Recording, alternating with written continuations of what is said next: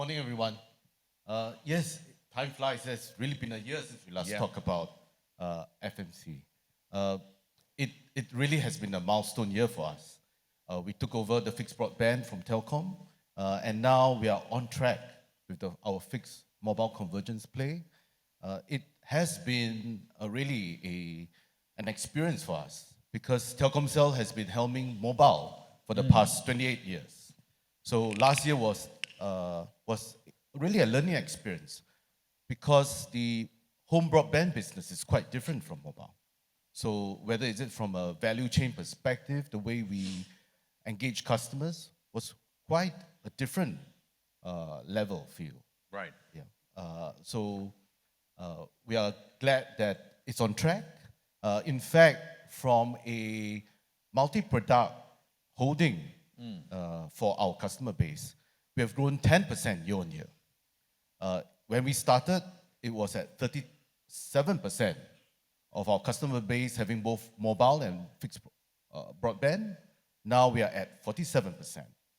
So the hypothesis is the more products our customers are with us, the stickier they will be. And when you say that 40%, 47% number, Derrick, can you give the audience more context? Is that of your total base that take multi-products? That's right. Of our total base, we now have 47% having both mobile and fixed broadband. Okay. Yeah. And that really presents an opportunity for a multi-screen content offering to our customers. And I'll double click on that in a minute. Wanted to talk to you about fixed broadband and fiber broadband. Kun Pratana talked about Thailand, which is a mature postpaid market, being potentially in the 50% fixed broadband penetration range. We're not so lucky on that in Indonesia, though you're growing rapidly and leading the space.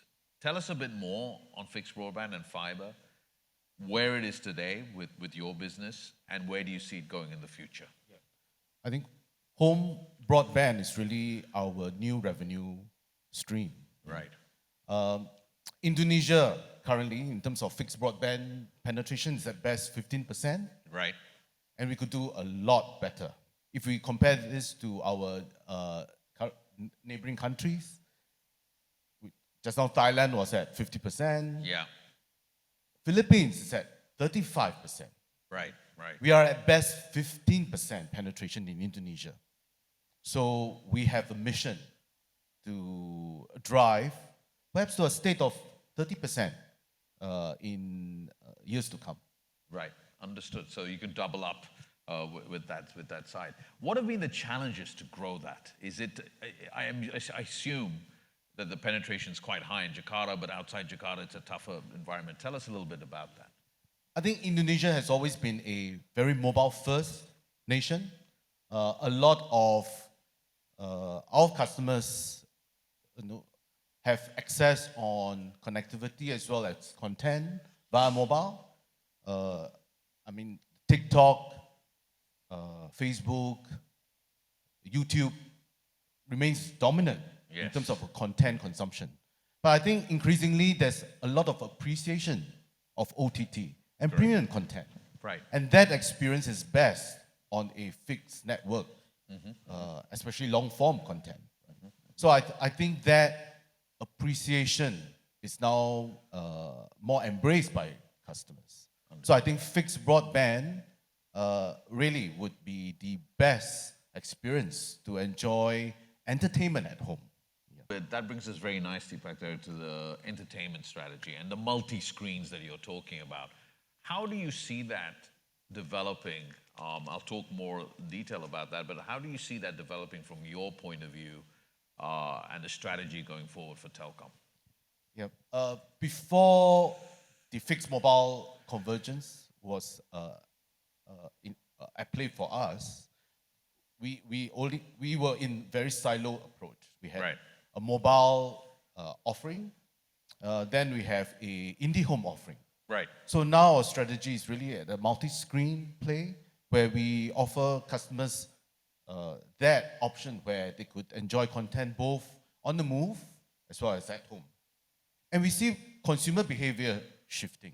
Right. We see snacking on the move and long-form viewing at home. Okay. right? Okay. So I think that shift really propels us to enable a multi-screen offering to our customers. Understood.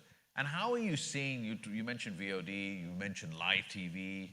How are you seeing that shift, or how do you like to say the viewership and monetization work between these different categories? Actually, I should really start off by talking to you about short form with companies like TikTok and YouTube, because I know that drives a lot of data monetization. Then linear TV, and then, of course, the premium streaming environment. I think Indonesia really has a very diverse Right. palette of entertainment requirements. Right. Even from a genre perspective, Yeah. our customers love from a spectrum of whether is it about Korean dramas or the Hollywood movies, Right. Even a better appreciation of local content, right? So the content palette is very varied and diverse. Yeah. Then the user-generated platforms have always been a very dominant play in Indonesia. The Yes. likes of TikTok, as you say, the likes of TikTok, YouTube, Facebook, yeah. But I think increasingly there's really an appreciation of quality premium content. Right. Yeah. So so that appreciation allows us to offer a palette of whether it's on linear TV, OTT, and even we were one of the first partners together with YouTube to launch YouTube Premium, Correct. where customers were able to enjoy ad-free experience on YouTube at a very small token amount fee. Yeah. So that really whets the appetite of content consumption in Indonesia. So these different forms of entertainment, I think they have different roles to play. And I think what is important for us is to offer a personalized and more contextual presentation of content to our customers. Understood. Give us an understanding of the consumer pyramid in which you operate. So I imagine from your internal consumer needs and requirements, something like a Disney Plus or a Netflix, and now I'm assuming with Max, you have a certain need for customers on there, or maybe it's a postpaid base versus live TV or linear TV, as you called it, versus say something like video. Give us an understanding of how you balance the consumers across those. Yep. Our customer segments, again, it's Yeah. a very diverse group. We have the indie home customers, which really they have the ability to pay, right, and enjoy premium content, right? So linear TV and increasingly on-demand services will be our play to this group of customers. Then we have the postpaid segment. Right. And again, beyond just connectivity, we are now offering a whole suite of value-added services and benefits that includes content and best-in-class experience for the postpaid group of customers. Yeah. And for the mass segment, I always tell our partners, the beast to tame is actually the prepaid segment. Yeah. And a lot of our, especially our on-demand OTT partners, will perhaps need to understand and appreciate the nature of the prepaid market. Yeah. Because the usual business model is recurring and on a subscription mode. But that's not the behavior of a prepaid customer. Yeah. So that we call it in telco term the seize and provide nature, where the customers will go in and out. Correct. Based on what they like to watch, right? So, as an OTT partner, you must be able to understand this behavior, yeah? And you need to perhaps have some context to how do you maintain an account even when the customer lags and will come back again to watch a content that they want. So that behavior is in context to a prepaid play. Got it. Understood.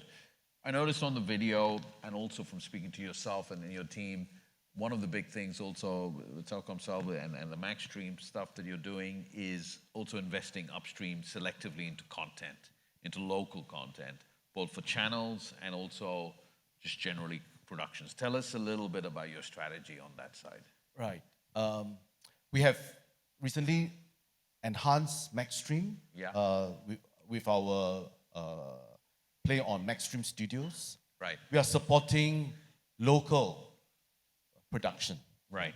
Really, it's our mission to promote Indonesian talents and promote the creative economy. Right. Yeah.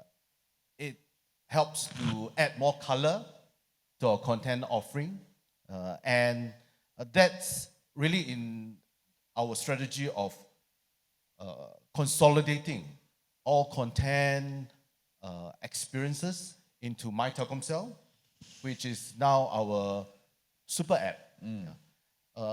My Telkomsel has 50 million monthly active users. Oh, wow. So instead of having multiple standalone apps, we have consolidated all our suite of apps into My Telkomsel, and that offers a one-stop destination to get your package at the same time enjoy digital services in that app. Yeah. You could even track your flight bookings and monitor your exercise goals with My Telkomsel. Right? Right. So it is really our agenda to provide a digital lifestyle beyond connectivity.